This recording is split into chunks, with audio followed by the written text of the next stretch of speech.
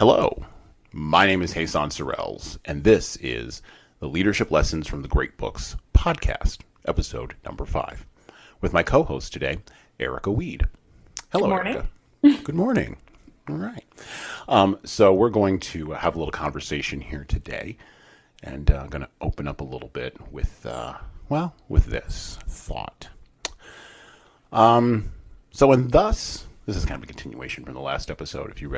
If you listened to our last episode about 100 years of solitude, and thus we get to the dark triad of leadership traits: psychopathy, narcissism, and Machiavellianism. These three traits, these three elements combine in the form of a leader, Colonel Arcadio Buendia, moving from being a person of intellect in 100 years of solitude to being a person of action, but in a way that's hidden even from himself. Which is interesting because of the first line that opens up 100 years of solitude. And I quote, "Many years later, as he faced the firing squad, Colonel Adriano Buendia was to remember that distant afternoon when his father took him to discover ice." Now, I came to 100 Years of Solitude completely by accident from Joan Didion's great self-aware memoir, Slouching Towards Bethlehem, which we'll cover in a future episode of the podcast. Great book. We're going to pair that up with Movable Feast. We're going to talk about self-awareness in the memoir. I fundamentally believe that leaders must be self-aware in order to avoid the dark triad that Colonel Buendia exhibited throughout the remaining 2/3 of 100 Years of Solitude, and to avoid taking their people into wars, disputes, conflicts, and disagreements that fundamentally are only going to lead to more endless wars, civil problems, disputes, and strifes. But then I ran across Erika, and then I ran across a guy named Niccolo. And so I want to pull today, and I want to talk with Erika about the seminal, I think, first probably, but seminal book on the dark triad of leadership, The Prince. Now, the translation that I have is a little bit different. There's multiple translations floating around, and we'll talk about that. Different translations give you different tastes, different flavors of what Machiavelli was speaking of and what he was talking about. And I'm not going to go into Machiavelli's background. You can get all that from other places. You don't need me for that. Go search the internet. However, Niccolo had a different viewpoint on all of this, and he was probably the first person to lay this out succinctly in the history of the world, that Renaissance fellow that he was. And so he opens in his dedication of The Prince with this line: "I have not found among my possessions anything which I hold more dear than, or value so much as, the knowledge of the actions of great men, acquired by long experience in contemporary affairs, and a continual study of antiquity, which, having reflected upon it with great and prolonged diligence, I now send, digested into a little volume, to your magnificence. And although I may consider this work unworthy of your countenance, nevertheless I trust much to your benignity, that it might be acceptable, seeing that it is not possible for me to make a better gift than to offer you the opportunity of understanding in the shortest time all that I have learnt in so many years. And with so many troubles and dangers, which work I have not embellished with swelling or magnificent words, nor stuffed with rounded periods, nor with any extrinsic allurements or adornments whatever, with which so many are accustomed to embellish their works. For I have wished that either that no honor should be given it, or else that the truth of the matter and the weightiness of the theme shall make it acceptable.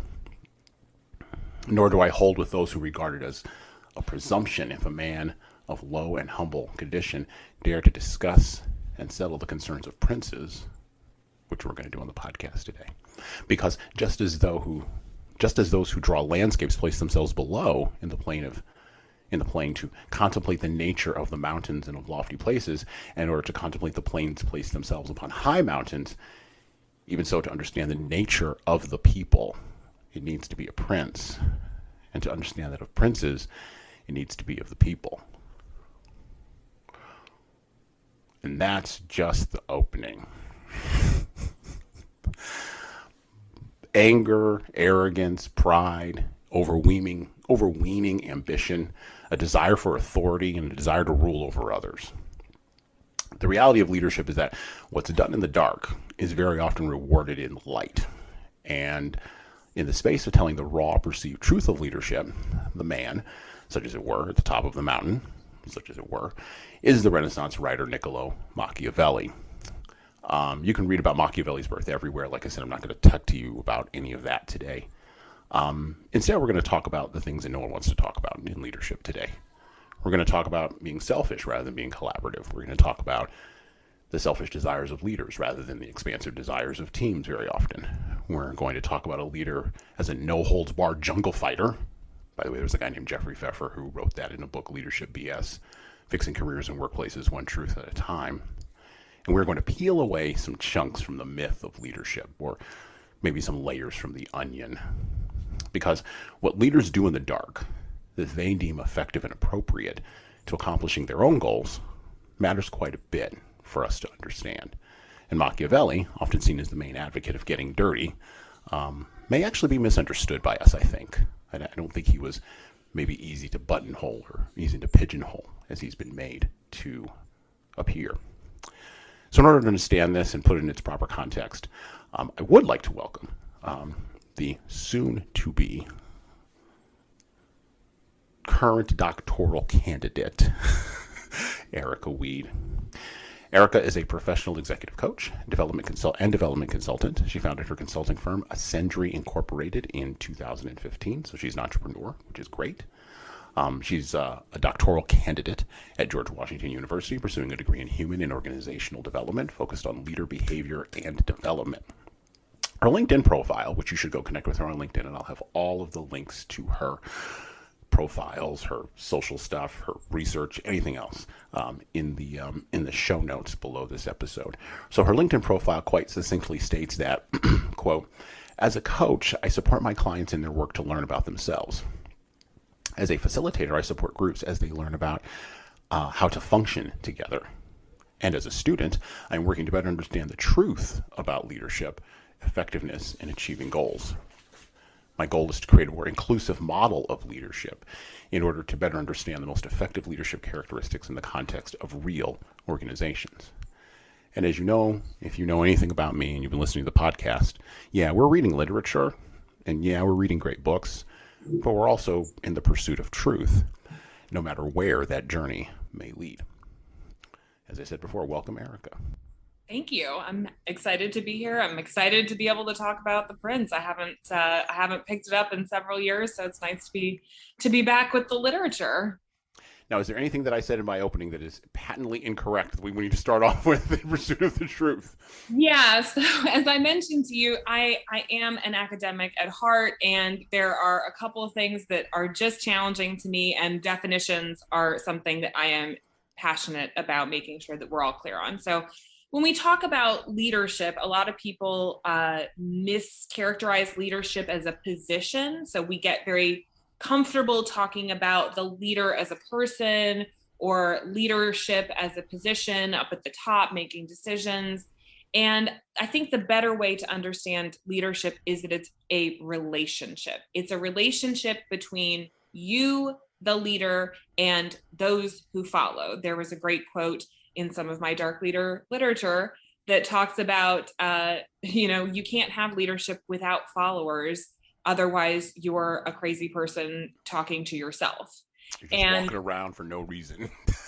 Exactly. And so, we have to fundamentally think of leadership in the context of the other people around it. So it is leadership with followers. So that means that we really need to focus on the relationship, and you can have good relationships or you can have bad relationships, but we're going to talk about leadership as a relationship.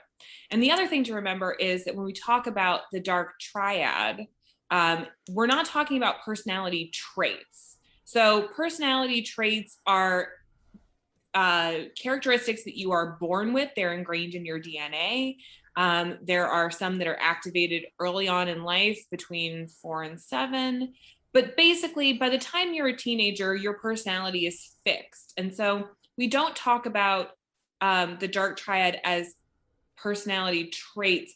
They are more a collection of personalities that are then informed by the traits. So we have, in the dark triad, we have narcissism, Machiavellianism, and corporate psychopathy. If you look at the literature around something called the dark tetrad, then we add in something very fun called everyday sadism. And so these aren't characteristics, these aren't traits, these are just personalities that are informed just like your personality or my personality. So, a couple of different things there that like allow me to key off into various things. We're going to jump around here a little bit today, because as Erika speaks, I'm going to be thinking, and by the way, all of you who are listening should be thinking, and you should be taking notes, by the way, on this episode. So those who listen to podcasts and take notes become better leaders. So I'll just say that right off the bat. So as we think about this idea of leadership as a relationship, which again, I don't disagree with you about that. Actually, that's fundamental to what we do as a leadership consultancy. We do view the leader-follower dynamic as a space where there is an emotional exchange. Usually it is emotional contagion. Most people can't. Well, I won't say most people. Most leaders and followers fail to understand how deeply that relationship goes. There's also a lot of other things that go into how deep that leadership, relationship can get. When we separate that fundamentally from the idea of leadership as position. So positional leaders merely have authority, and authority is not necessarily competency, which is a whole other different kind of issue, which we can talk about that too. But authority is not necessarily competency. Authority is not necessarily mastery. Matter of fact, if you go look at the work of Robert Cialdini, the guy who wrote the great book Influence: The Psychology of Persuasion, he lists authority as one of those persuasive elements that allows individuals to kind of do what it is that they do. And we fundamentally reject leadership theories, in essence, charisma or servant leadership or any of that, and we say that there are, and this is what I'm currently writing my book about, there are actual skill sets that you can actually gain as a leader, or as a person who's pursuing if we want to frame it this way, which people do, so okay, leadership position. If you want to do that, if you want to get in that relationship, there are certain things, 12 of them we actually think, that you should be able to do pretty much effectively. Now, can everybody do all 12 at the highest level all of the time? No, but you should at least have some conception that these things all click in together. And then where our conversation today really fits in there is in this idea of what is a leader's role, what is a leader's responsibility to that relationship, and then how do we effectively kind of make that, I hesitate to use the term make that work, but make that work, right? How do we make that be effective so that there is an outcome? Because organizations, quite frankly, care about outcomes. Sure, that's the whole reason they exist. Right, exactly. They care about production, something getting out the door. And increasingly in our knowledge economy, the thing that gets out the door is not, and you and I have talked about this offline, but the thing that gets out the door is not necessarily physical product. It's intellectual product or emotional product, and it's not. And now we're in, I think, the weird third turning of leadership, where it was in the 20th century primarily driven by how does GE, which is breaking up, how does IBM get a physical product out the door? And now it's to how do we emotionally connect with people because of this thing called the internet, because of a bunch of other stuff that's happened at a sociocultural level that, again, people really don't understand. And, third turning, more like the 300th turning. We are in the middle of a cycle that has, been going on for millennia. The idea that something happens and in order to survive, we need to change. And how do we change? Well, we look to, someone with a vision that we like, and then we decide to follow them. That's the agreement when we look to leadership, right?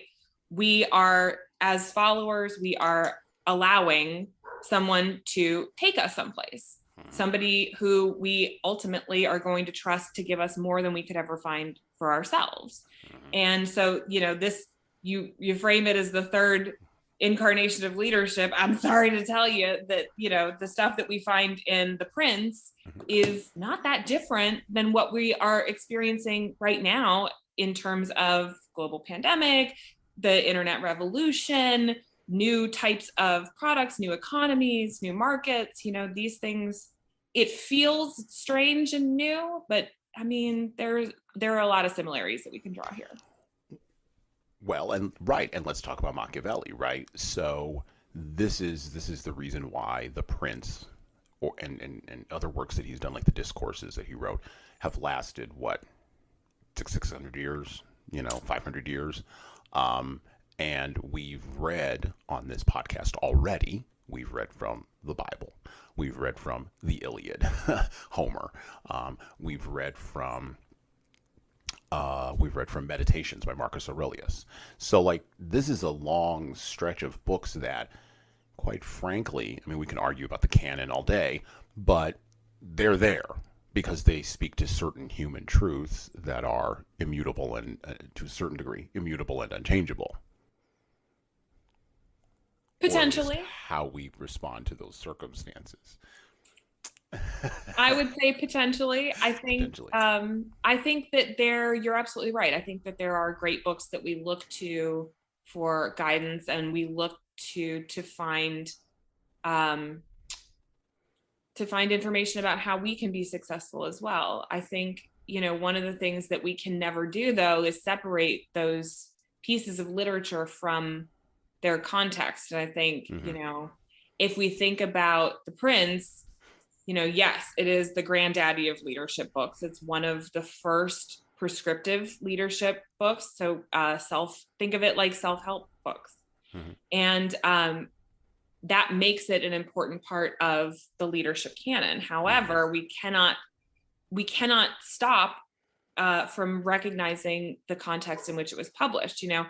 Niccolo Machiavelli was a failed diplomat. So he had just been fired from his life's work, and he was looking for something to do. So he basically decided to become a consultant and write a book. As the world's first consultant. The world's first leadership consultant. Oh my goodness, how are we feeling about this? And so he decided that he was going to write a book about leadership, specifically for a prince of Florence. He was writing this for one of the Medici princes. And, in that era, we're talking about, I think The Prince was published in 1515. In Europe, there's a lot of turmoil. There's a lot of upheaval. We are right on the precipice of the Renaissance, but there's a lot of change, a lot of chaos.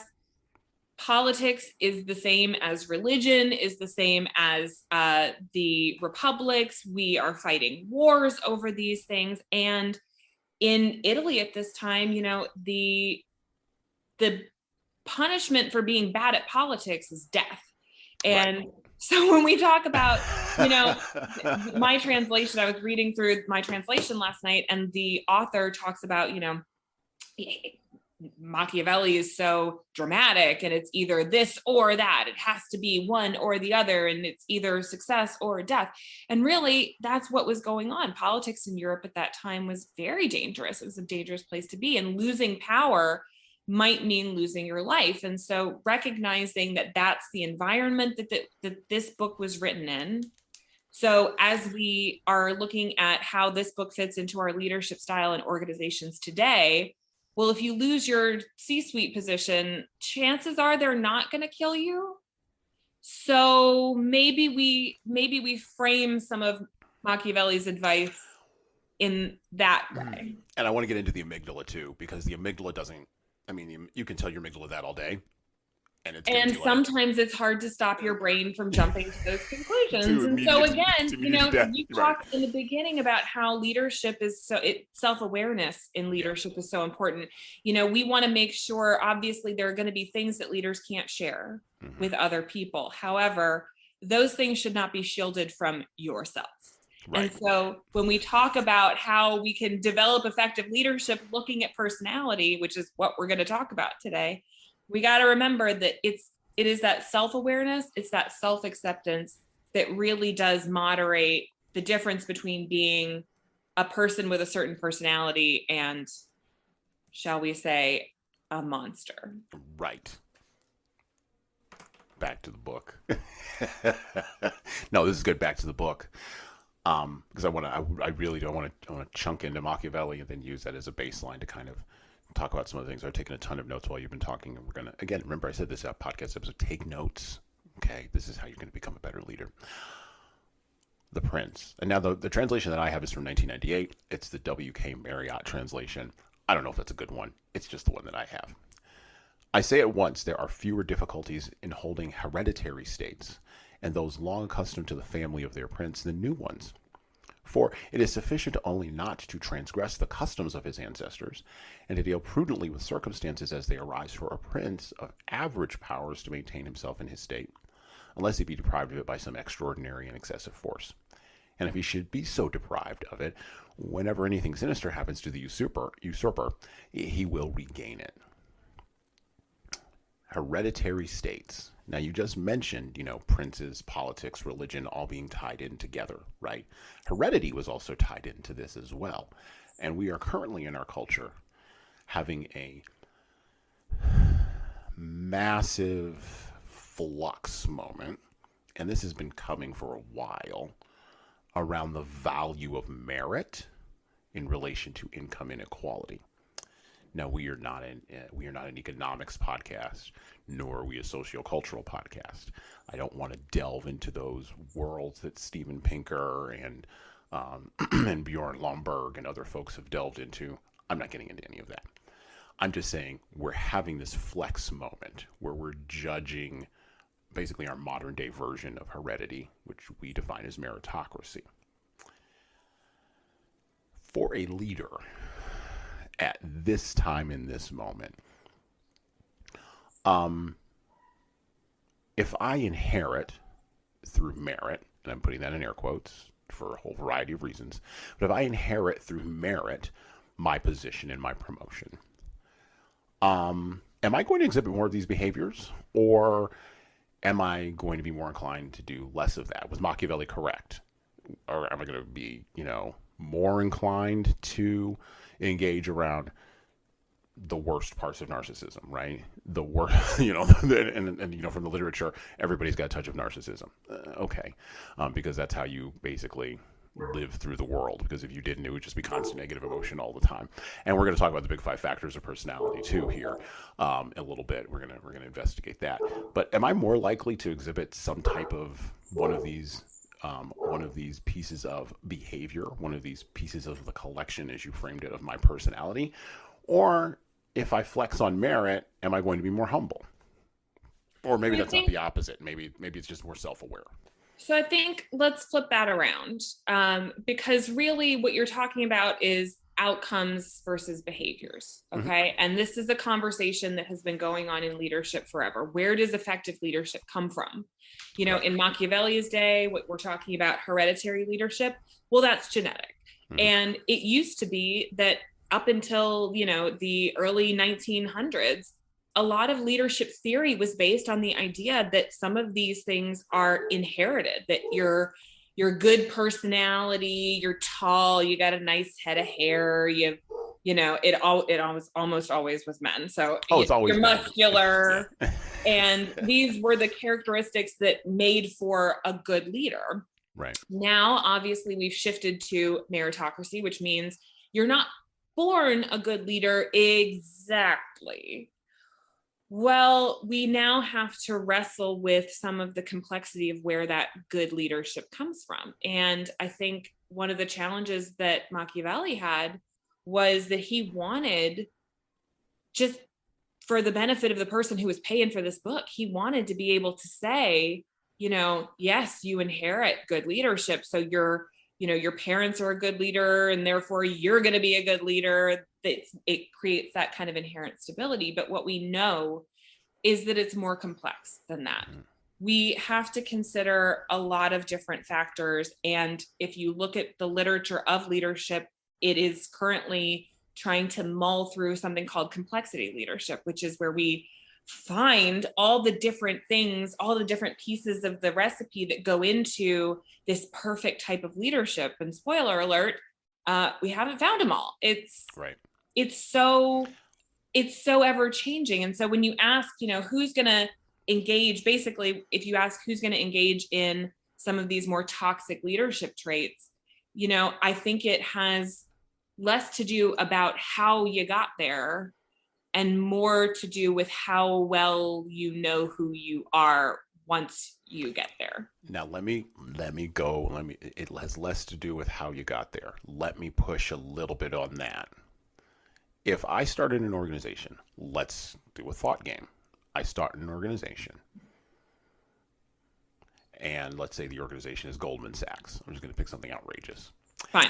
And I start as the janitor at Goldman Sachs.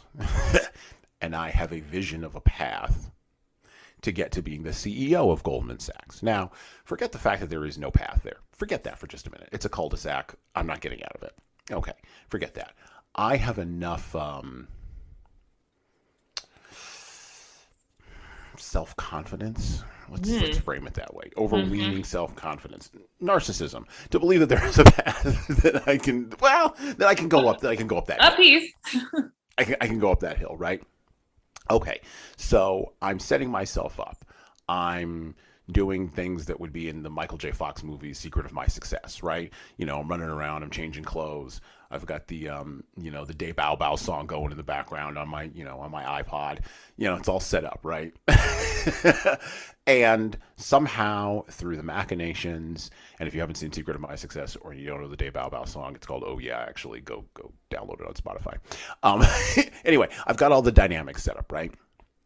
And I'm making light of this because this is how actually things work. Like in a small and medium-sized business, you will have people who will, and by the way, the IRS and the Bureau of Labor Statistics defines a small and medium-sized business as a business that has anywhere between 2 to, I think it's like 1,000 employees. Like that's their range. Like it's ridiculous.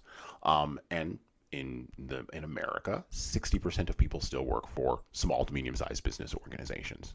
They're not working for major corporations. They're not working for Goldman Sachs. But let's say through everything, I'm working for Goldman Sachs. I started as a janitor. I work my way up. I'm a CEO. I came from somewhere. I didn't come from nowhere. And so I've learned things inside of that structure. Have I learned that these dark personality traits work? Is that what I've learned on my rise up the hierarchy?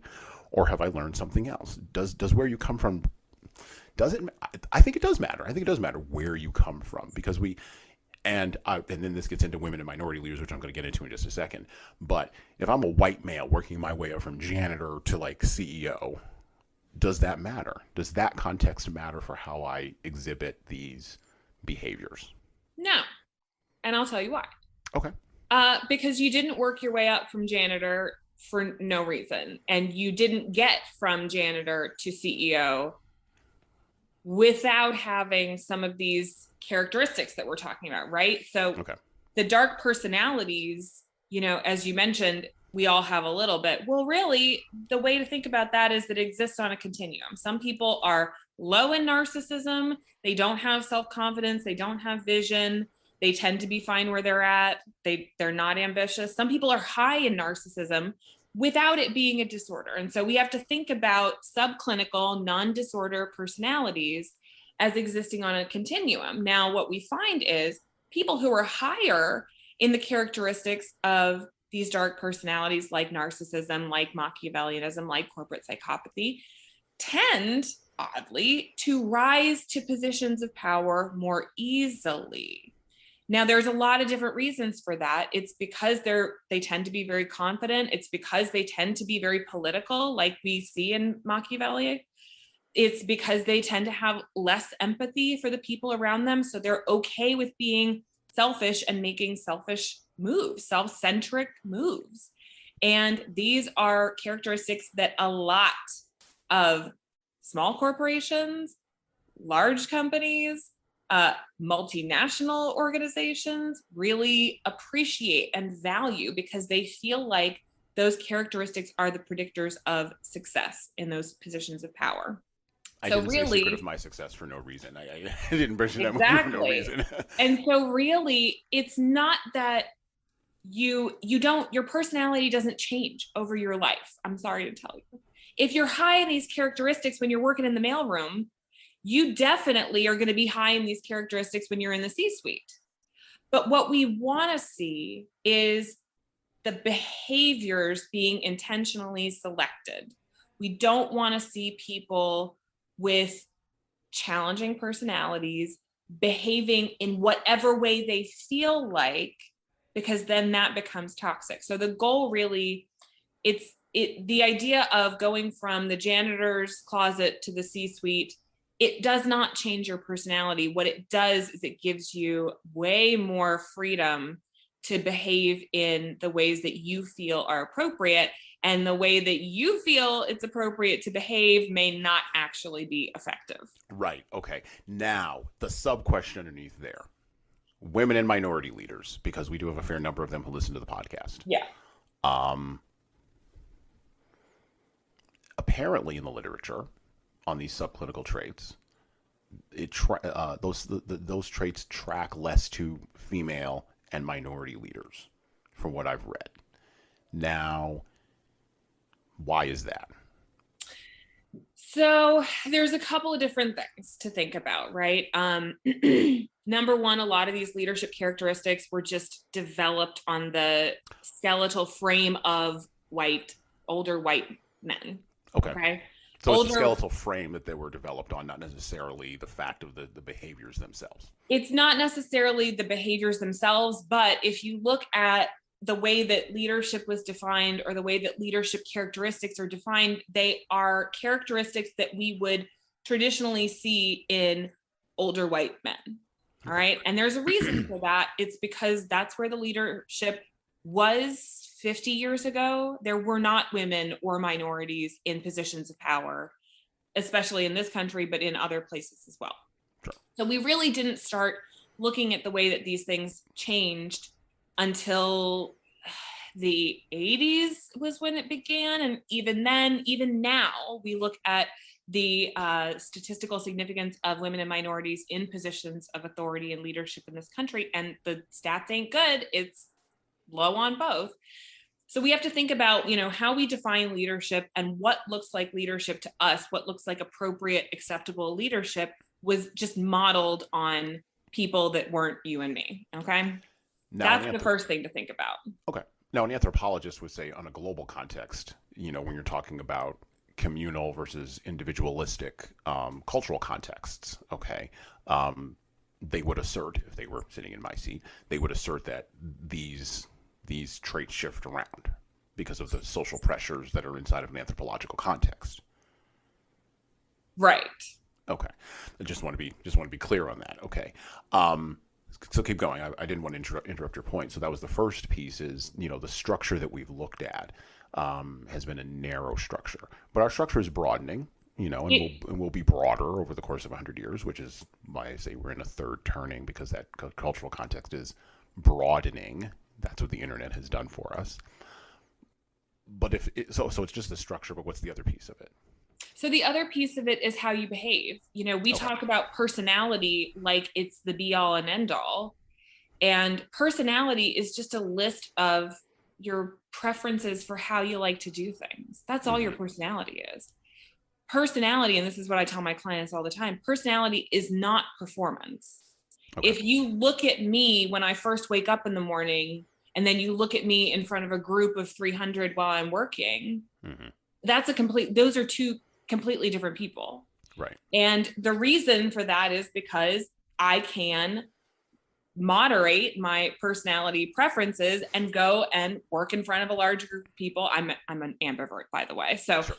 Big groups of people are very tiring for me, and I can go and work and do my job and stand and speak and answer questions, but I have to moderate my behavior because it's kind of off of my personality. Mm-hmm. And so when we talk about personality, like personalities like narcissism or Machiavellianism, well, those are a set of preferences that you have, but that doesn't mean that you have to behave in that way. And it's the same for effective leadership. There are plenty of people in organizations who behave in a certain way because they know that it's effective, even though their personality would have them do something different. Right. And so when we look at leadership effectiveness, when we look at the way that people behave, we have to separate that behavior from personality because it's just not the same thing. And so you might have an incredibly narcissistic leader who is the best leader you've ever known.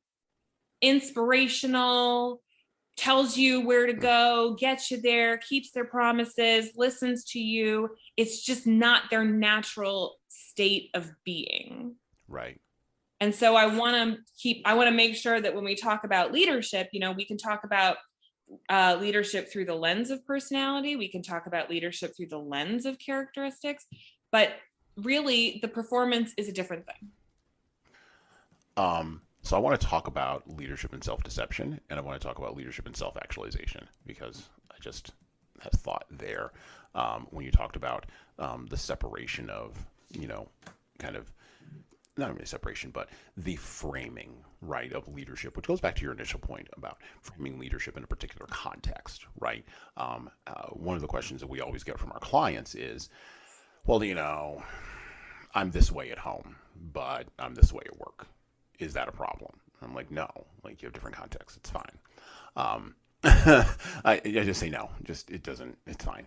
But then they'll say, well, I'm a different way at a nonprofit, right? Than I'm a nonprofit board that I may serve on, or I'm a different way at when I'm coaching my kids' softball team, right? And the people who tend to struggle with this, at least in our experience, the folks who tend to struggle with this the most are either female or minority leaders. They tend to have a real struggle with like this sense of being diffuse across multiple audiences. Whereas in general, white male leaders in our experience, tend not to be that hyper concerned with that diffusion, which also may be the framework that we place leadership on. It may also correlate to, I don't know, being more sensitive to negative emotion and the impacts of negative emotion from like the big 5 factors of of psychology. Who knows? I don't know. I'm just telling you what we see. And so this diffusion becomes really interesting because we live in an era of social media where everyone is on all the time, or at least there's the perception that everyone is on all the time. And leaders, I find increasingly, particularly younger leaders, are falling into this pit of, I'm not one thing across all of these audiences. And they're struggling massively.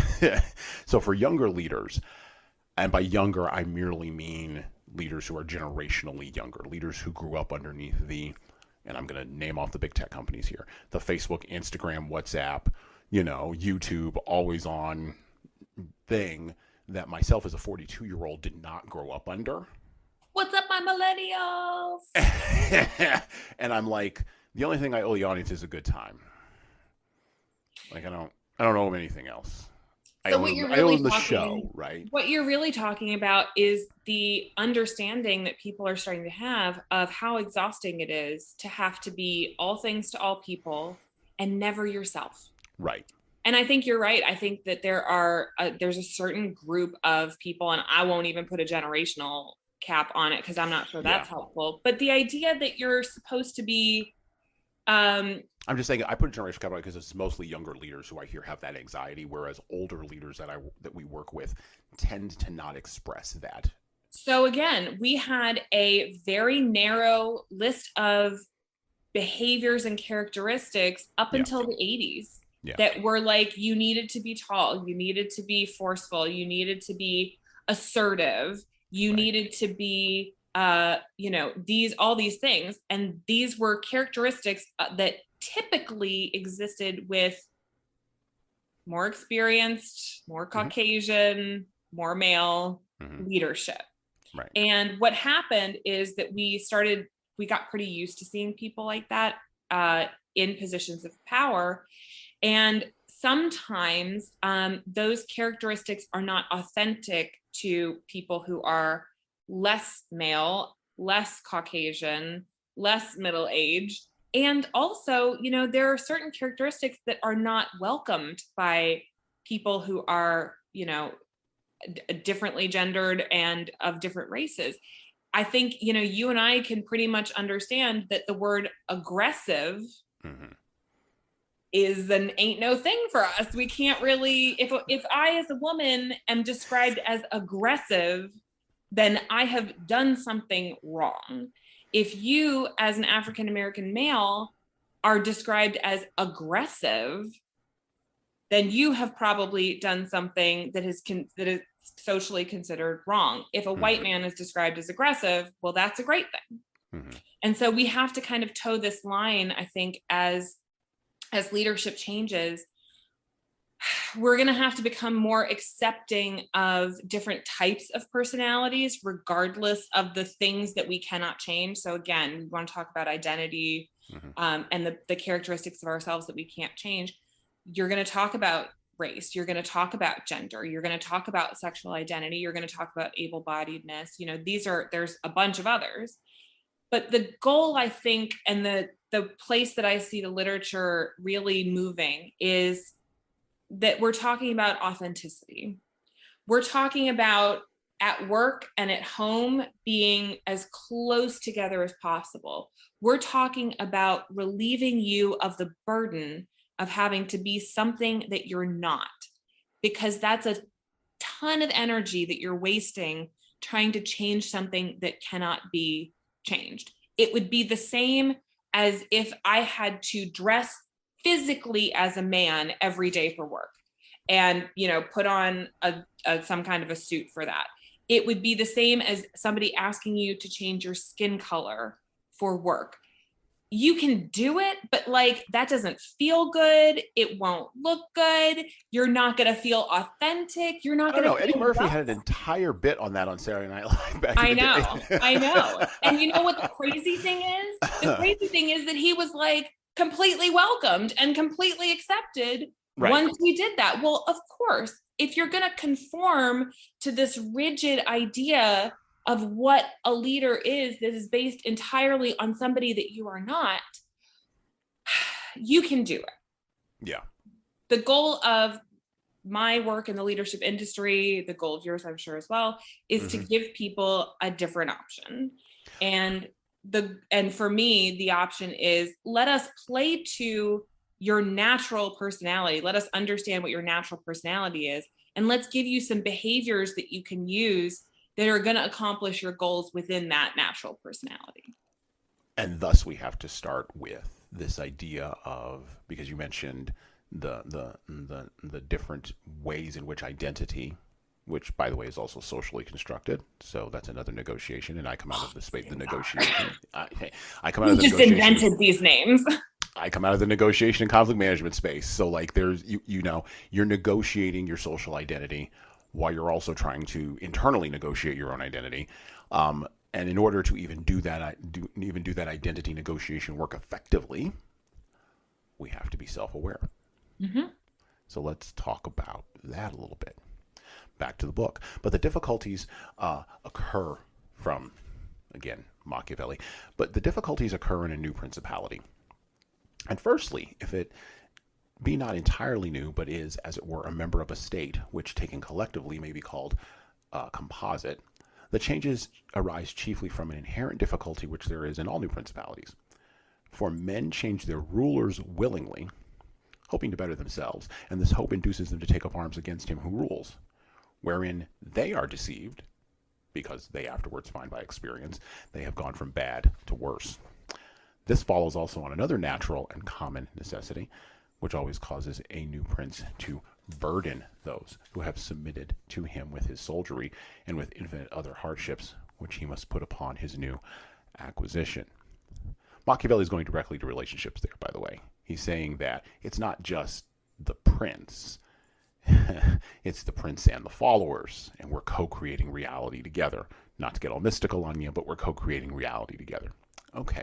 That's not mystical, that's scientific. Well, it sounds vaguely, when you say it, co-creating reality, it sounds vaguely, you're right. There's hard science behind it. And there's this idea of leader-member exchange, right? Where we're exchanging emotional content. We're creating relationship, in essence, what we said at the beginning. Well, This goes to self-awareness and self-deception on the part of both leaders and followers. So are followers deceived? And if they are, is responsible leadership the leadership that wakes them up from their deception? And how can a leader do that if they are also self-deceived? If both the followers and the leaders are self-deceived, which we see in a lot of organizations. A big example that I think of is an organization that no longer exists anymore, Enron. Everybody at Enron was running around engaging in self-deception. Followers and leaders alike. Everybody was playing the game. Another example that I think of is Wells Fargo. And I've never worked with Wells Fargo. Full disclaimer here, I don't know anybody who's worked for Wells Fargo. I've just read a ton of case studies on Wells Fargo and taught a ton of case studies on Wells Fargo around ethics. And if you look at the ethical structure of Wells Fargo, consistently over the course of time, everybody there is self-deceived. Followers and leaders alike. How do we break that? Because Wells Fargo has billions of dollars under management and controls a lot of money, which leads to a lot of control of other things. Okay. Or Enron dang near wrecked the entire economy. I was alive at the time. I have historical memory. I was there. I was in business school at the time. Right. How do we fix that? Because that's a massive lack of self-awareness all the way up and down a massive hierarchy. And if we frame it to mythology, we could say that, or not even mythology, if we frame it to like something like Alexander Solzhenitsyn, who wrote the Gulag Archipelago, and basically looked at the tyranny of the Soviet Union and said everybody was involved in the tyranny, from the lowest person on the street to the highest person in the Politburo. Everybody was involved in the tyranny.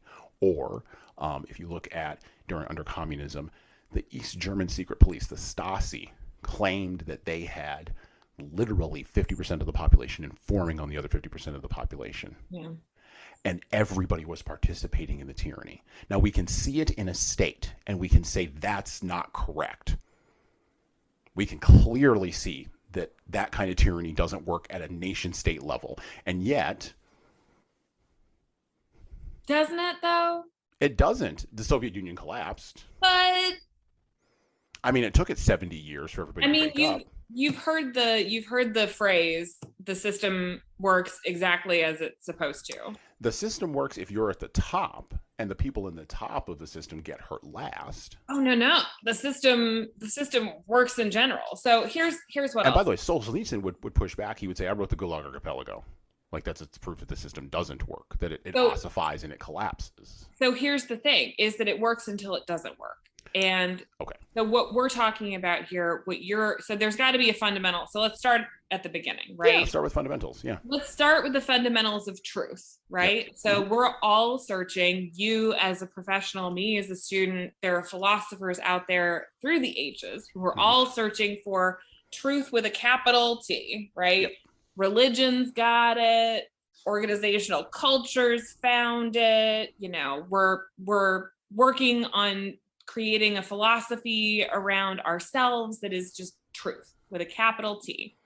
I personally don't believe in truth with a capital T. I come from the attitude that there's too many things that are subjective. There are too many things that I have to make assumptions about in order to get to what I believe is the truth. And there's too many variables, and I'm just never going to get there. So really, if we're talking about the truth of the nature of leadership, I think that you and really deception, which is what you're saying, that deception is withholding that truth from people, whether it is a leader withholding the truth from their followers or followers withholding the truth from themselves, being self-deceived. You know, the nature of truth to me is that you're just never going to get to the there. And so stop looking for objective truth and start recognizing the subjective truths.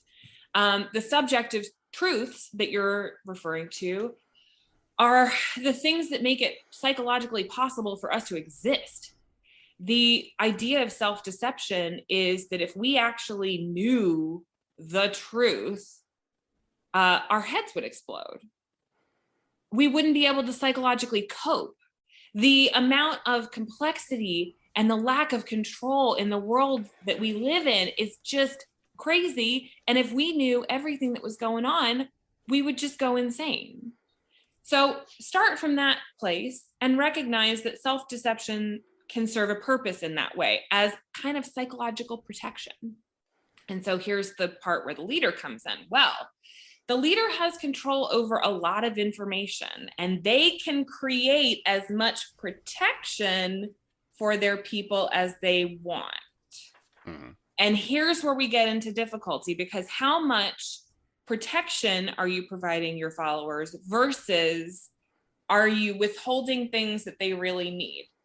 You're absolutely right. There are structures and systems that have protected their followers to the point where their followers didn't appreciate it anymore because they didn't have any freedoms anymore. And then they had to overthrow that system and start over again, which is, by the way, what Machiavelli talks about when he talks about the difference between a principality, an organization run by a prince, and a republic. He's making that case. You know, we sacrifice freedom, we sacrifice our individual freedoms for that safety and stability. And it's going to be a constant give and take. It's going to be a constant give and take from me as an individual and from me in the whatever group that I'm in. And what Machiavelli saw is that sometimes if there's a difference in opinion between what a prince thinks you need as far as security and information versus what the people need, well, now we got to fight it out. But so many followers say they want the truth. They will tell the leader for sure. They will tell the leader verbally and non-verbally through their lived behavior, I want the truth, which gets back to the core of my question. Does a responsible leader wake up the people? Does a responsible leader tell them the truth? Because they there's a principle in sales and marketing, give the people what they want. And I would say you can take it from, you could probably take it even further. And I would say it's maybe not the responsible leader, but the smart leader does wake people up because they realize that the potential that they're looking for comes from an awoken followership. It comes from a followership that feels empowered in their own power and their own freedom. It comes from a followership that feels trusting towards the leadership. It comes from the characteristics that you create when you allow people to be exactly who they are and do what they want to do within the confines of the goals that you have for the organization. Now that requires some emphasis on feedback because that requires you to break the feedback loop, right? So if the feedback loop is overwhelmingly positive over behaviors that are negative, you are the leader who is now tasked with the unenviable task, and sometimes we will have leaders that will come to us and they will say, hey son, I've been given this team. It's a dysfunctional, toxic mess. And I was hired to fix this dysfunctional, toxic mess. And these people can't handle the truth. And quite frankly, hey son, I live in a world where I have to eat and pay my rent. And if I wake these people up, I will not be here very much longer. I will not be here to make money so that I can pay my rent. And I've got little kids, and they'll give us the entire like spectrum of things that are like Lilliputians holding the Gulliver of leadership that is inside of them down. And the thing we tell them is incrementalism. You can't wake people up. I'm thinking of the Matrix here now. Again, movie references. You can't wake people up all at once. You can't, because the shock is too much. I understand you just want to rip the Band-Aid off. I'm impatient. I get it. Like, I'm naturally impatient. I just want to rip the Band-Aid off and be done, But I'm also a bit of a direct communicator. So that also gets me into trouble. Don't do what I would do. Instead, be an incrementalist, right? Gradually wake people up. Now, the dark side of being an incrementalist is you're pushing on the system as a leader, trying to wake people up. And the system is pushing on you, trying to keep you asleep, trying to keep you conforming and complying and all these kinds of things. So there's a balance here. And, well, not even a balance. There's a tension. It's not balance, it's a tension. There's a tension here. And without self-awareness, without knowledge of who you are and how far you can go, at the very minimum, and what you will tolerate and what you won't, I don't see leaders as having success. Or am I incorrect? I would say that what you are discussing is how to take a team that is not effective and create effectiveness there. And Well, it's even more about, even more than being effective. It's how do we take a team that is focused on things that you framed it as subjective truths, right? That may be hardened into objective facts for them. How do we chip away at that? Because that's what's creating the dysfunctional behavior, and that's what's creating the toxicity, and it's just a cycle that's just not breaking. And by the way, I'm the leader who's been brought in to break it. So congratulations, welcome to my lucky day. If you've been brought in to break it, then break it. Here's the thing that I will say, and this is what I'm hearing from this example, is you have a leader who says, oh, well, I'm going to change some stuff, and change causes disruption, and this team would not handle disruption well. So I got to figure out a way of doing this that's not going to disrupt them. Mm-hmm. Right? At a deeper level, what I hear that kind of a leader saying is, I don't trust my team to have the right reaction to the truth. Mm-hmm. So I'm going to change the truth so that I get the right reaction. Now, can you tell me a word for that? Yeah, that's lying. It's lying / manipulation. And by the way, it's manipulation that is 100% supported by this lovely book right there. The problem with that is that what you're doing is you're basically taking one toxic situation and you're replacing it with another toxic situation. And that's never going to help you. Right. What you need to do is to create an opportunity where you can, you're right, break the cycle, not just the feedback cycle. You're going to break every cycle. Yeah. You're going to break the communication cycle. You're going to break the production cycle. You're going to break the social cycles. You're going to break everything down and rebuild it again. And you're 100% right. There's going to be a ton of disruption there. And it is your job as the leader to be the person who says, now hang on. I know this is scary. I know it's uncomfortable. I know it's change, but you got to trust me here because I know where we're going. Come with me if you dare. And there will be some people who go, not for me. I'm going to go to another team. I'm going to leave the organization. I'm going to fall off the planet, whatever their decision. But that's not your choice as a leader to make. Because again, your job is to try and present as objective a truth as you can possibly find. And it is, as a relationship, this is the leader-follower relationship, it is the follower's job to consent to taking in that truth. If you're lying at any level, if your followers aren't giving you the truth, or if you're not giving your followers the truth, we're just creating a different toxic situation. And this is the challenge inside of the leadership development field, because the people who are paying, our leadership consultancies checks, and the people who are paying Erika's leadership consultancies checks don't want their organizations broken. They fundamentally do not want that. They don't want them to stay broken, for sure. Well, right. And so we have a whole training that we do, development that we do around adapting to change. And we talk about this idea of, from Peter Thiel, of finding your zero. And then we talk about Nicholas Nassim Taleb and black swans and anti-fragility and how do you build small teams. And previous to COVID, and I've mentioned this to you before, previous to COVID, people would literally have a riot. And that's the last class that we do in our leadership toolbox. People would literally have a riot in class, which is why we don't front load that. we put adapting to change all the way at the end.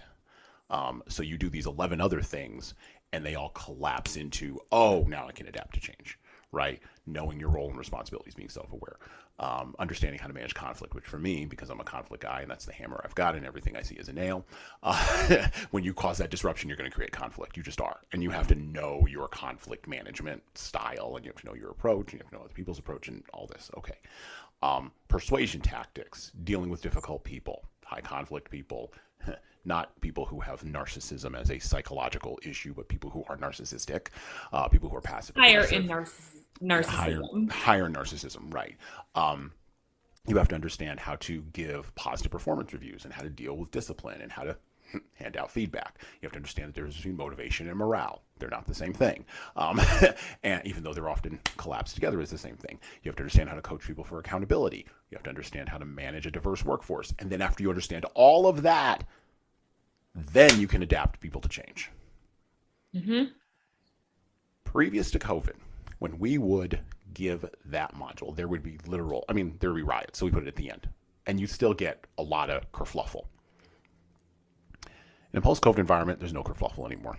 Most people sit very attentively and pay close attention because something just happened external that just smacked everybody in the mouth. And now there's been a bit of humbling, I would assert, at all levels, nation state, all the way down to the individual. And I put this in my book, 12 Rules for Leaders. That's coming up here in April 2022. That's the pitch for the book. The problem that we have, I think, is a problem, particularly in the West now, not globally, but in the West. Europe, America, Canada, Australia, New Zealand, Japan, South Korea. The problem we have is a problem of abundance. You mentioned earlier that we can't have everything, but we are told consistently we can. And thus we place demands on leaders and organizations that they cannot fulfill. Mm-hmm. And followers do this innately because, quite frankly, we've been trained by our devices that we can have everything that we want. Oh, don't give it to the devices. People have wanted this for millennia. Yeah, they wanted it for a millennia, but now it's been facilitated. This is where I'll put it on the device because I do think the device facilitates it. Our technology facilitates it. First, the technology was TV that facilitated it. Before that, it was radio that facilitated it. The technology facilitates it. Maybe the only difference between radio and TV or newspapers is the speed with which the facilitation occurs, but the facilitation is still there. That's what the technology does. It facilitates it. And by the way, right before this book was written was the advent of the technology of the printing press, right, which completely changed the way that everybody got information. The printing press and shipbuilding. So it's interesting when I mentioned this on other podcasts, but when I hesitate to call it a plague, the pandemic began, I was reading the Decameron, which is a fascinating book about the bubonic plague. Well, it's not really about the bubonic plague, but it's about other things, but that's what underlies all of it. Previous to the bubonic plague, shipbuilding was not a big deal in Europe. And that's just one example of one industry. It just wasn't. Like, people didn't, they were on the continent, they didn't care. About, what was it, 20? Oh, no, not 20. 18 years, right? Yeah, 18 years. No, more than that. 20, I'm doing my math in my head. 23 years. 23 years before Machiavelli wrote his book, Christopher Columbus goes on a boat, and we can argue about whether or not that's a good thing. He just went on the boat, and he goes around, well, he thought he was going around the world. He didn't wind up around the world. That was another transformative act, because people from Europe were like, oh, there's all this other stuff over here. So now, when we talk about change, which is what we're discussing now, okay, right. So we have now change in the way that we communicate. Change in the amount of information that we have, change in the speed of moving and being able to go different places and try new things. So change in the culture, right? The problem of abundance. We've got too much. We can't handle it. Oh no. We must have a leader who can pull back all that abundance for us, who can free us from the burden of our own freedom. We must have gatekeepers. Yes. There are people who fundamentally believe this. Awesome, and not at all like something that anybody could potentially abuse. This is what Machiavelli figured out, right? So he was a student of history. He was an experienced politician. He was living through tremendous chaotic times, and he was a leadership consultant, so he had a job to do, which was to figure out how he could facilitate followership. Mm-hmm. And what he figured out is exactly what everybody figures out during times of chaotic change. The easiest way to get people to do what you want is to force them. Mm-hmm. It is 100% the easiest way to run an organization. It is the best. One person, all the decisions, everybody just does what they're told, and it works great. Except it creates a tyranny where the individual who's running the state can't, or the individuals, let's look at the Politburo again. I'm looking at you, Politburo, doesn't actually know how to make decisions. Economists have noted this. Doesn't actually know how to make decisions, and thus makes bad ones consistently. Doesn't make good decisions, doesn't make the good decisions fast enough, doesn't know what they're doing, doesn't frame it in the right way. There are a bajillion ways for an individual leader to screw up leadership. Now, wait a minute. Stalin solved this at a nation state level. He just killed 100 million people. Yeah, you can also, that's the end result, right? So what Machiavelli said was, you know what, if you want power and you want to hang on to it, there's only one way to do that, and that is to decimate the population that you're trying to rule. Mm-hmm. Ruling out of fear is 100% the most effective way to rule a country, to keep control and power over people. You got to just terrify them to the point where they will never even think to challenge you. And he's 100% right. That is the easiest way, the most effective way to keep power, except for the fact that keeping power is different than being an effective leader. And so now we find ourselves in the same place, right? Mm-hmm. We thought for the longest time, and I, have studied the change theorists in our, work. We talk about change a lot. And there was a time that we believed that change was punctuated, and we would have long non-change periods, and then there was change, but then things would not change anymore, and then there was more change. And now we recognize that we were wrong. The theorists were wrong. The academics were wrong. You mean Carol Gersick was wrong? Punctuated equilibrium model is not a method of change? Carol. I apologize. And she was mad at Bruce Tuckman. She was like, Tuckman's a moron. And you know what? And I promised you in 50 years we're going to have a different thing. But yeah. here's where we're at now. Change is constant. It's constant. It's constant in your organization, whether you like to think it is or not. And it's constant outside of the organization, as we learned very rapidly with our COVID-19 pandemic. Change is constant. And so the most effective thing that a leader can do is figure out how to build a system that is resilient in change, that is responsive to change, so that you can change things when you need to, and you can resist changing things that don't need to be changed, so that you can hopefully lengthen the life of your organization. And you still got those pesky followers. Oh, man. Back to the prince for just a minute, because he's got an idea about that. Let's hear it. And you just said rule through fear. So he's got an idea about that. The wish to acquire is in truth very natural and common. And men always do so when they can. And for this they will be praised, not blamed. But when they cannot do so, yet wish to do so by any means, then there is folly and blame. For in truth, there is no safe way to retain them, and he's talking about cities, other than by ruining them. But you can apply that to organizations or teams or even individuals, as we were just saying. And he who becomes master of a city, accustomed to freedom, and does not destroy it, may expect to be destroyed by it. For in rebellion, it has always the watchword of liberty, and its ancient privileges as a rallying point. By the way, this is 1515, before the American Revolution, the British Revolution, before and the French America Revolution. Right, exactly, before any of that. Which neither time nor benefits will ever cause it to forget. And whatever you may do or provide against, they will never forget that name or their privileges unless they are disunited or dispersed. But at every chance, they immediately rally to them, as Pisa, after the 100 years she had been held in bondage by the Florentines. But when cities or countries are accustomed to live under a prince and his family is exterminated, they being on the one hand accustomed to obey and on the other hand not having the old prince, cannot agree in making one from amongst themselves, and they do not know how to govern themselves.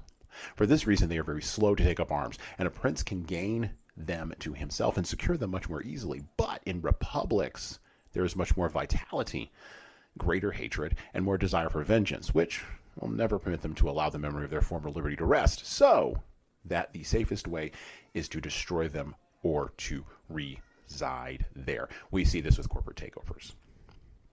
We see this with corporate mergers. I think of Amazon acquiring Whole Foods.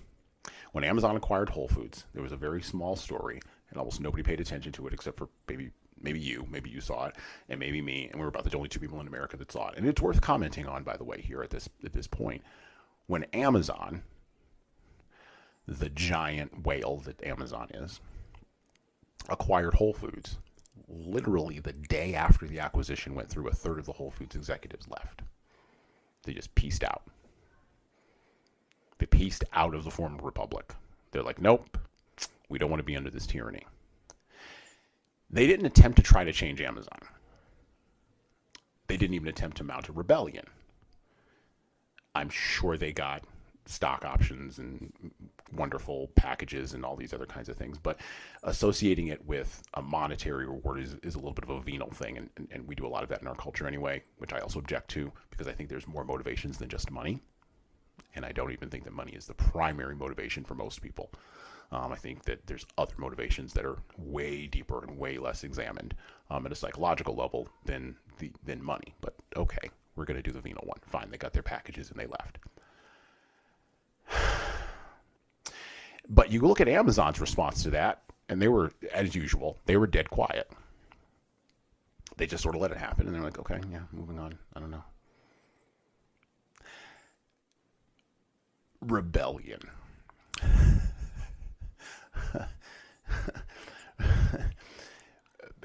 If a leader doesn't know his own people or her own people, we're not gender specific here, doesn't know his or her own people, there's gonna be people. Rebellion. How does a leader navigate rebellion? You know, and we just brought up, I mean, we're just talking about, you know, self-awareness in this little space here, and telling followers the truth. Well, when you tell followers the truth, they're going to rebel. Okay, how do you navigate rebellion? And even, by the way, the military looks at this as well, all the way up to literal mutiny. How do you handle that? And where does narcissism, where does Machiavellianism, where does, you know, corporate psychopathy, do these behaviors help you handle a rebellion and help you navigate it and help you manage it? Or are they just more gas on the fire? Are they an accelerant to the rebellion? I mean, so let's talk about what we mean by rebellion, because we don't actually mean rebellion. We mean resistance to change, right? So when Amazon acquired Whole Foods executives left because they were resistant to change, and their response was, we don't have enough power to stop that change, so we're going to remove ourselves, which is not rebellion. That's fine. What we're talking about, though, is we're talking about resistance to change. And these are changes that must happen because, as you pointed out, the world is very complex right now. It's moving fast. Stuff's gotta go, whether people are interested in that movement or not. And so what I talk to my clients about is the 10-80-10 rule. All right. Mm-hmm. And this is going to be useful for any leader who is trying to manage and lead and run an organization in a time of chaotic change where stuff just has to happen. We talk about the COVID-19 pandemic. There were things that just had to happen. They had to have virtual meeting software. So somebody had to make that decision, and we couldn't really wait on consensus because everybody's at home. We had to have certain things. We had to have paychecks come in. Decisions had to be made. Yeah. I function on the 10-80-10 rule for leadership, right? So when you're at the head of an organization, if you're making the decisions here in times of chaotic and uncertain change, you can find this, and you can see this in the polling for whatever politician is doing, whatever thing they're doing. You will see 10% of the organization is already on board. You can say whatever you want. You can blow that presentation. It could be a horrible idea, but they're still on board. They're going to follow you no matter what. 10%. The way I frame it is they think you walk on water. You are their Jesus Christ. Bring them to salvation. You can do no wrong. 10%. Right. Okay. There's another 10% of the organization that is the exact opposite. You're never going to get them. They don't like you. They don't trust you. They're not here for this. The answer for them will always be no. And it doesn't matter what you say. Well, and because we don't understand like why liking works and doesn't, we actually don't really get likability is level. Yes. We don't like we're pulling apart at we're probably part of the biological level with the neurochemistry and the neuroscience, but we still don't really know. It's everything. Likability is how loud I speak. It's the sound of my voice. It's the way that I look. It's the way that I smell. It's the how I walk. It's the decisions that I make. It's the climate that we're in. It's everything. And it's the first 10 to 20. It's the first 10 to 20 milliseconds of an interaction. And you're right. It is complex and it's not well understood, and so I'm not going to touch it. But 10% of people love you and are always on board with whatever you say they should be on board with. 10% of people hate you. Yeah, they didn't like the cut of your jib when you showed up. they didn't like you when they saw you, and they haven't changed their mind since, and the answer is always going to be no from them. But the other 80% of your organization is going to listen to a rational argument. Right. And so here's the challenge with leaders who are trying to lead in times of chaotic change. You can't just listen to the 10% that always loves you, because you're not getting that good objective information that we've talked about. We want to find that objective truth. And the people who think you walk on water aren't going to give it to you. Right. We're also not going to try and get the 10% that just hate everything that you do. Because honestly, the old joke, what is a camel? It's a horse designed in committee. Wow, that is an old joke. Yeah, I've heard that in years. Yeah. We go from horse to camel because we're trying to pick up people that they're not ever on board. And you're going to change the quality of the decision making if you try to bring them on. Okay. And you're still not going to get them. The thing we tell folks is we tell them literally, tell them the boat is leaving. Say to them, we would like you to be on board. We would like for you to be on board. We would love you to be a part of it, but the boat's going that way. But if we lose you. And this becomes really interesting because at that level of persuasion where consensus sits, leaders fall into the 99% or I'm a failure trap. And I tell them all you need is 50 plus 1. And they stare at me like I've grown a third head. Because it's like, oh no, I can't possibly do that. I'm like there's all of the objections. So I don't want to step on your point, but we do say, if you're using consensus as a method of persuasion, that's a trap. And that's true. That. So really, let's not think of it as consensus. Let's think about it as 90%. This 10% already on board. This 10% never going to happen. This 80% is going to respond to your rational arguments. Well, and they want to be convinced by competency. I think fundamentally that 80% wants to be convinced that you're competent and that you're able to be able. Well, I think that does convince people. Data convinces some people. Hugs convince other people. And some people need to be convinced by it's a mishmash in there, right? And so the goal is to make a good rational argument based on what you perceive as the needs of the organization as you can assess them right now. Okay? Right. And so you don't need 50 plus 1. That's probably a bit low. What we're really talking about is 90%. We're talking about 90% on any given issue you're going to get through a well-reasoned rational argument. And your job as a leader is to not just listen to the 10% that already love you, which some people, when they get overwhelmed, they tend to go back to their safe, happy place, which are the people who are going to tell you what you want to hear. Mm-hmm. And we can't really amend the quality of the decision to convince people who are just never going to be convinced. Well, and I would add in a third one, don't fall into the ease of coercion. And we don't want to manipulate to get the outcome that we think is best because we don't know everything. Right. I don't care how competent you are. I don't care how long you've been doing this. You don't know everything. You can't. So we want to be open to receiving all the information from all the groups of people, but just consider that at any given moment, your decision, if it's well reasoned and well justified, is going to be appealing to 90% of your organization. And that's enough. That's fine. That's more than enough. Machiavelli would say this: those who by valorous ways become princes, like these men, acquire principality with difficulty, but they keep it with ease. The difficulties they have in acquiring it rise in part from the new rules and methods which they are forced to introduce to establish their government and its security. And it ought to be remembered that there is nothing more difficult to take in hand, more perilous to conduct, or more uncertain in its success than to take the lead in the introduction of a new order of things, because the innovator has for enemies all those who have done well under the old conditions, and lukewarm has for defenders in those that may do well under the new. This coolness arises partly from fear of the opponents who have the laws on their side, and partly from the incredulity of men who do not readily believe in new things until they have had a long experience of them. Thus it happens that whenever those who are hostile have the opportunity to attack, they do it, like partisans, whilst the others defending lukewarmly, in such wise that the prince is endangered along with them. How are we responding to change? That's exactly what that question asks. How can we respond best to change? Let's get a little bit tactical here, since I have you for a few more moments.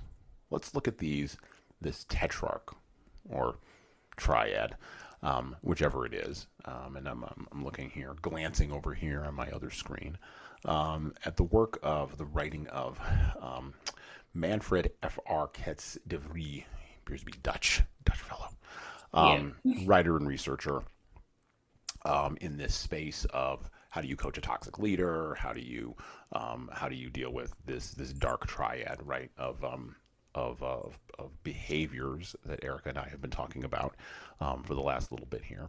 And so at this moment in the podcast, I'd like to get a little practical for folks who are listening. And I'm going to ask you, I'm just going to go through each one. So let's start off with this one. How do you spot a narcissist? So if I'm in an organization, how do I spot the narcissist? I mean, I may have a general idea of what narcissism is, but I may not have a word to put with it. I didn't go to no fancy psychological school. I didn't read no fancy books. Tell me in plain English, how do I spot a narcissist if I'm listening to this podcast? With a personality test. But but that person's not gonna let me just walk up to them and be like, take this, and then just walk away. So isn't that crazy? I know they're gonna refuse. They're gonna rebel. They're gonna pull a thing, and they're gonna be like, what? Get away from me. They're gonna be like, hey, that's my personal private self, and no, you don't have a right to it, which they're 100% right. So let us not, and this is my bugaboo, this is my pet peeve.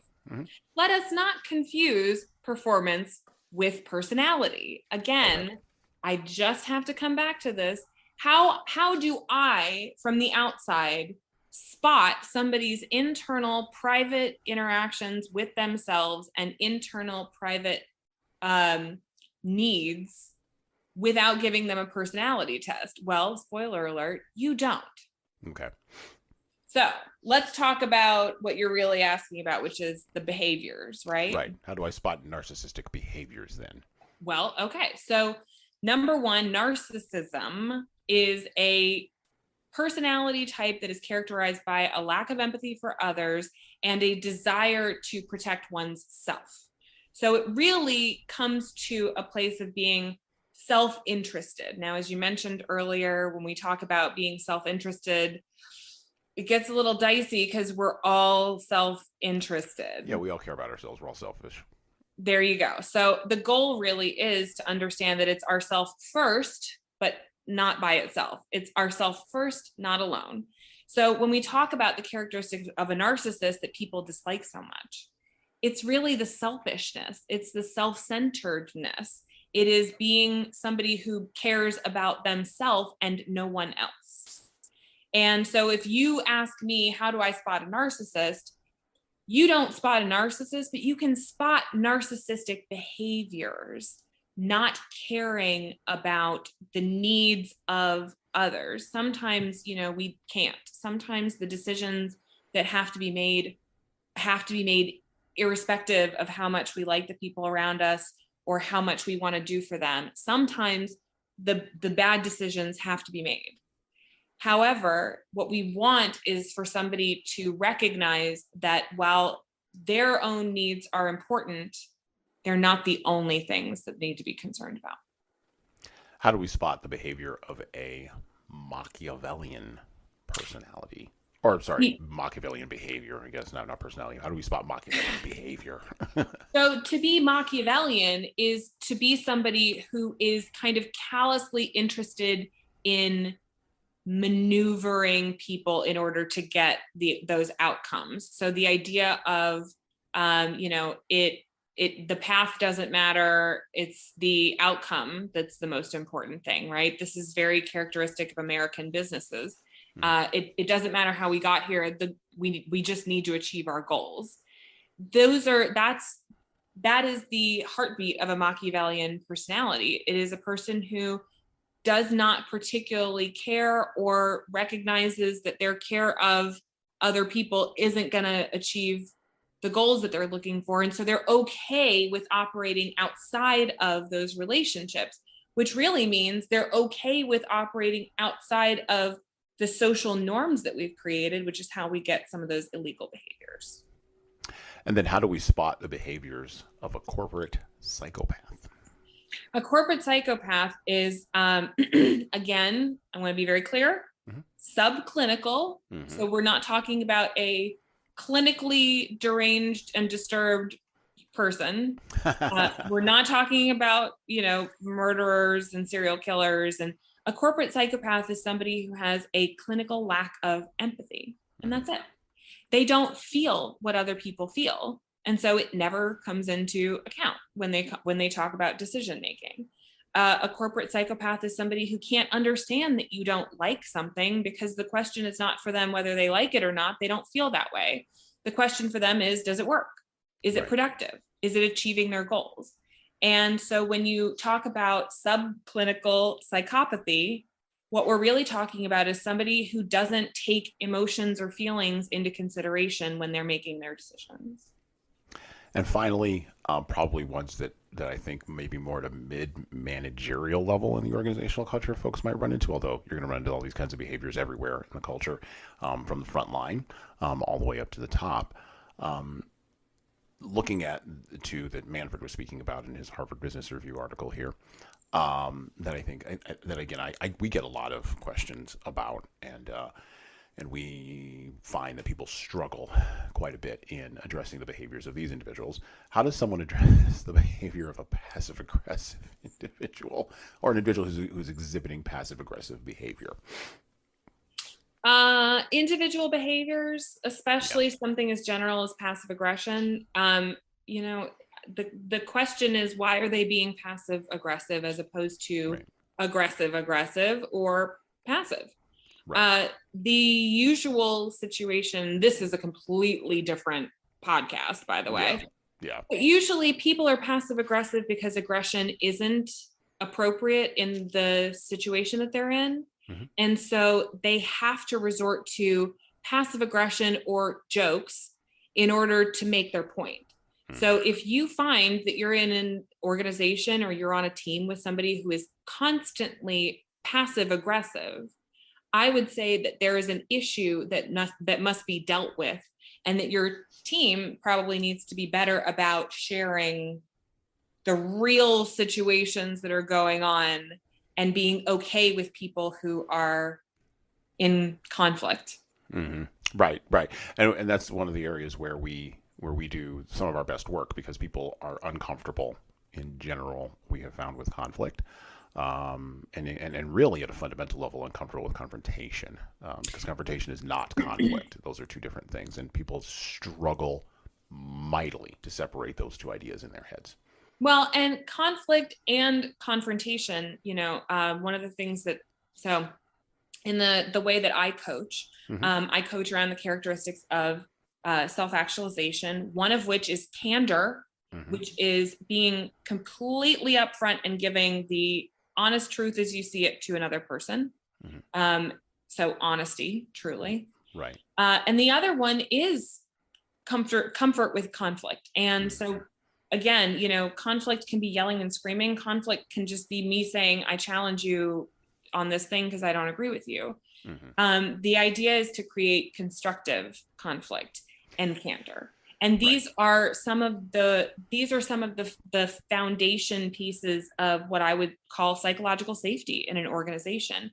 If you find that people don't trust leadership, if you find that people aren't giving feedback, honest feedback, if you find that people aren't telling the truth or are even worse, telling lies, then you have an organization that is lacking in psychological safety. It's not safe for people to behave in an honest, upfront, open, candid, constructively conflict-oriented way because the organization isn't allowing them to behave that way. The team isn't allowing them to behave that way. So when you see, and this goes for narcissists, Machiavellians, corporate psychopaths, everyday sadists, and you and me both, when you have people engaging in counterproductive work behaviors, being passive aggressive, starting fights, not getting their work done, being mean to the people around them, these are counterproductive work behaviors. These are irrational responses to rational problems. There's a real problem there that you as a leader need to get to the bottom of. Finally, Manfred spoke about this, and I'll just read directly from his quote directly from Manfred here. Alexithymics are literal-minded, displaying little imagination and typically are unable to describe or even recognize their feelings. This inability makes it difficult for them to interpret the many and often complex emotional signals they receive from others, which they perceive as dangerous, potentially uncontrollable forces. If I'm working for one of those folks, what do I do with that? Oh, with alexithymics, you don't have to do anything. Alexithymics, I mispronounced it. So By the way, that's Greek for no word for emotions, just in case you're listening. Go ahead. Which is not the same as a corporate psychopath. So here's the continuum there. And there is an excellent book by a man named Nasir Ghami. It's called A First-Rate Madness, where he talks about alexithymics, hyperthymic or thalmic, and hypothalamic. Okay. Now, when we talk about this, what we're really talking about is the ability to perceive emotion and to process emotion. People who are hypothymic are naturally depressive. All right. And one of the examples that Nasir Ghami gave in his book was Martin Luther King Jr. was a hypothalamic, a little bit on the depressive side, suffered from bouts of depression, historically had challenges with dealing with complex emotions that he was having. I mean, naturally just on the depressive side. When we look on the other side of that, we have hyperthalamics who are just naturally up. And the example of a hyperthalamic from the same generation was JFK Jr. Naturally up, like to be out, like to be extroverted, like to know the ladies, just had a little extra energy, just needed a lot of external stimulation. Needed a place to put that. The example of an alexithymic is somebody who they just kind of, you could call it a balanced personality, but really I would say it's a lack of personality. And the example of somebody who is alexithymic would be a person like George W. Bush, or another example from the book was Tony Blair. These are people who are perfectly fine. There's nothing psychologically wrong with them. They're just not that interesting. They are not really on the depressive side. They're not really on the kind of manic side. They just sort of are, and that's fine, and that's sturdy and that's stable, but it's not very interesting. And more importantly, it's not very inspiring. I was going to say something about a visionary leader, but let's talk about it. I'm going to leave that. Well, we're almost to the close here. I want to leave you on a high note there. So we will have you back because I want to address, Jeffrey Pfeffer has some interesting information about the visionary leader that I would love to be able to talk with you about. I am convinced that a leader should have vision, should have a direction or an idea of where to go, and that vision should be clear. So you talk about coaching from a space of candor. I would add, and we've talked about this before, but I would add clarity and courage as two other C's on there. The clarity inside of your own head to actually know what it is you want to say candidly, and then the courage to actually say it. And if you can link the three of those together, we call it the 3 C's methodology. That's what we do over here. And in my coaching, we do link those 3 together with 6 other attributes of self-actualization for leadership performance. Awesome. So now I want to have you back on because I want to talk about that idea of visionary versus vision, which are 2 different things. And sometimes how leaders drink their own Kool-Aid too much. They drink their own visionary. Then we can talk about narcissism. And we could talk about narcissism. We can talk about narcissism more in depth. Which is what I really like to talk about. Well, let me close here. So, how do we stay on the path if we are following a leader who may be exhibiting some behaviors? How do we stay on the path if we are leaders who are watching other leaders? And this very often happens in organizations and cultures. We are leading one team one way, and another team in the organization is being led a completely and totally different way, and we seem to have no influence with that other leader, even though we may be peers. How do we stay on the path? I'm a big fan of mythology. We didn't talk about that on this podcast, but I'm a big fan of mythology because I think that myths instantiate emotions for people in a way that they can understand, which is why fables and stories and storytelling isn't going to go anywhere. I appreciate people who object to it and want to use raw data, qualitative and quantitative, want social science research, and we've talked a lot about that today. And you do sometimes, not sometimes, you do need that. But there are people who will not be convinced by data. They will be convinced by mythology, and they will be convinced by stories. And there's a evolutionary reason, talk about hard science, why this stuff actually works. So to stay on the path, I want you to think about this as we close today. The mythology of the hero has 2 variants, which we talked about today, the light and the dark. This is most accurately presented to the modern and postmodern mind via the mythology, which I'm a personal fan of comic books and movies. I'm a huge fan of comic books, if you know anything about me. Most notably, the 2 different sides of this, Batman and Superman. Now, I'm going to make this very broad. Trust me, there's little tiny things that are different about all of them, but maybe you don't care about Superman beyond the movie, or maybe you really like Christopher Nolan's Batman. Superman is the force of light, representing truth, justice, the American way. Batman is the force of the dark, though, representing vengeance, the night, and interestingly enough, sheepdogs who guard the sheep. Leaders are convinced existentially, philosophically, and practically that leadership is all light. And those who are convinced of this, they really do need a gut check. It's not all Superman. Leadership isn't all collaboration and good times and engaged followers who are going to care about you all the time. We've talked about some of this today. But at the same time, leaders who are convinced existentially, philosophically, and practically that leadership is all dark also need a gut check. Leadership isn't all Pache Jeffrey Pfeffer, who we've talked about again today, and I will have him on the podcast eventually. I want to talk with him about leadership BS. But Pache, his point, it isn't all vicious survival in a jungle full of threats. Leaders need to understand and leverage both the light and the dark to pull the culture of themselves, their teams, and their organizations out of the chaos in which many find themselves trapped. Leaders, whether they know it or not, are tasked with doing this thing, and quite frankly, I think now more than ever doing it better. But what happens when the dark gets twisted around? Or what happens when the dark gets to be too dark? What happens when the dark forgets its way back to the light? Modern rationality and science are starting to pull apart the intersections between narcissism, corporate psychopathy, and Machiavellianism in order to develop new theories to explain old constructs. Matter of fact, I would assert ancient constructs. So would Aristotle.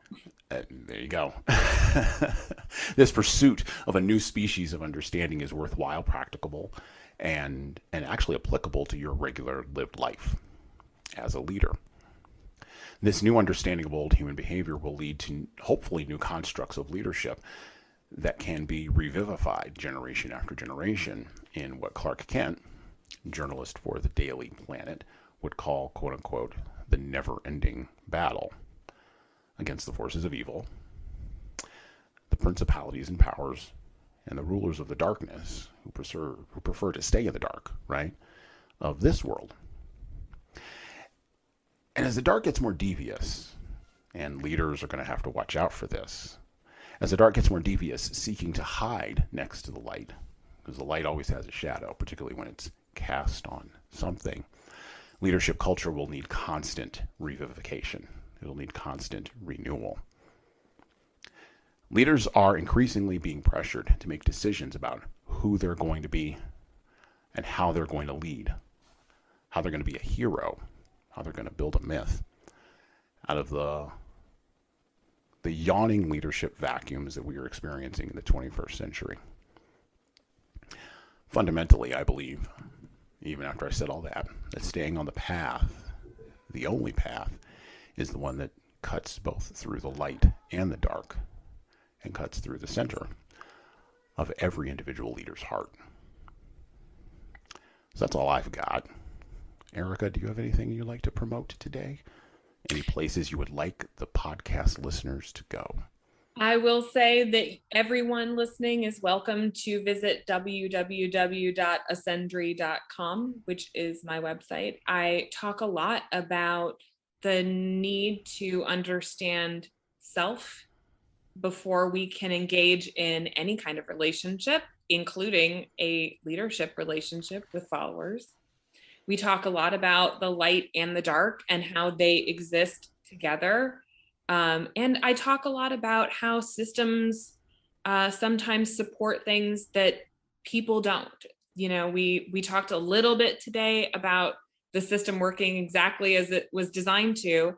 And, you know, when you see toxic workplaces, or you see toxic leaders, or you see corporate malfeasance or counterproductive work behaviors, sometimes there are systems in there that are actively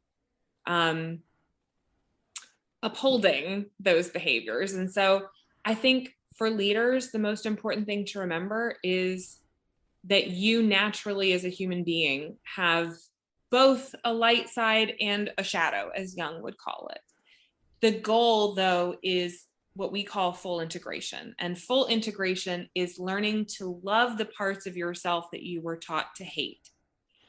In fully integrating, in learning to love the things about yourself that you are uncomfortable with, or dislike, or even hate, we find that there is an acceptance that allows you to be comfortable enough to open yourself up to other people, to other points of view, to new information. You might call it neuroplasticity, but the goal is for you as a leader to be as available to new information as you possibly can be. And so I would say that for those listening who have questions about how to be the best leader they can possibly be, come to Ascendry, come to www.ascendry.com, read what is going on in the world of academics and practical leadership theory, and see what you can do to make yourself better, to make yourself more actualized,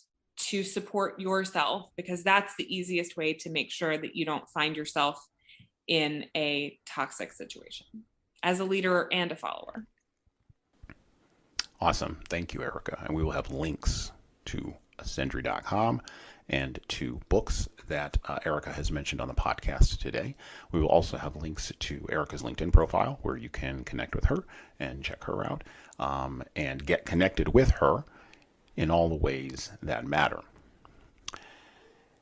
If you'd like to know more, and I think you will after listening to this episode, if you'd like to know more about how to intentionally and effectively apply some of these things that we've talked about today, I encourage you to visit our website at hsctpublishing.com.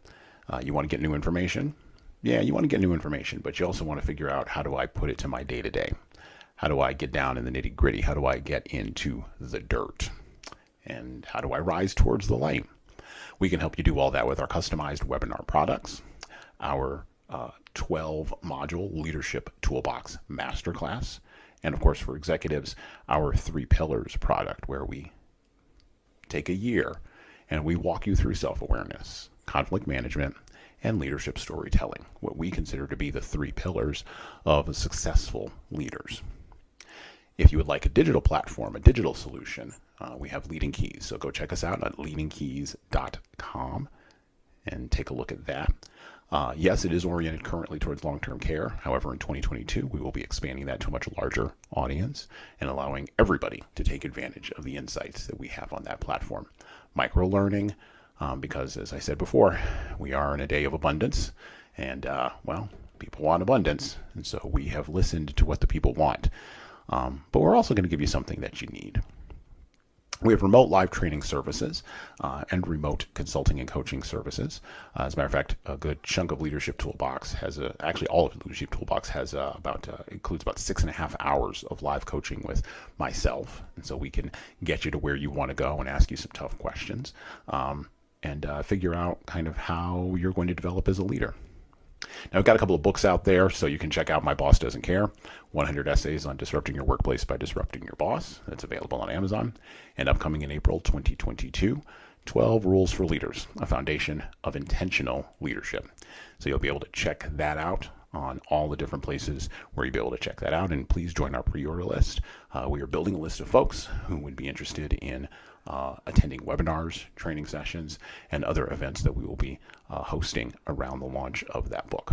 Finally, if you want to have me come in personally and you want to have me talk about any of these things, you can, of course, go to jesansorrells.com. There's booking information there, meeting information, and all other kinds of different things. So you can go check that out, and my writing and my thoughts on that is also there. And finally, you can check out all of our YouTube channels and our other podcasts, the Jesan Sorrells Audio Experience, everywhere where you pick up podcasts. Well, that's it. I'm out.